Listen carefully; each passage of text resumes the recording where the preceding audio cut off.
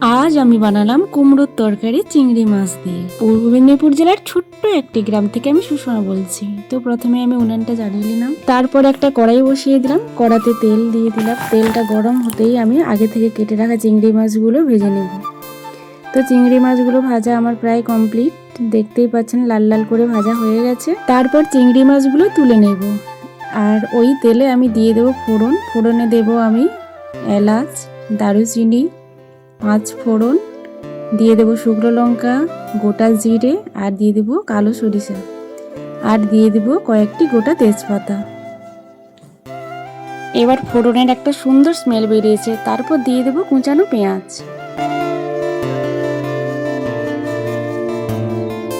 পেঁয়াজগুলো আমি লাল করে ভালোভাবে ভেজে নেব। তারপর আগে থেকে ভেজে রাখা চিংড়ি মাছগুলো দিয়ে দেব, তারপর আবার একবার নেড়ে দেব, তারপর দিয়ে দিব কেটে রাখা সবজিগুলো।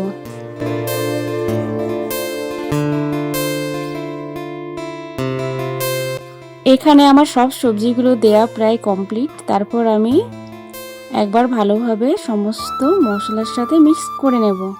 তারপর দিয়ে দেব লবণ, তারপর দিয়ে দেব পরিমাণ মতো হলুদ। যেহেতু বাচ্চারা খাবে তাই গুঁড়ো লঙ্কাটা ব্যবহার করলাম না।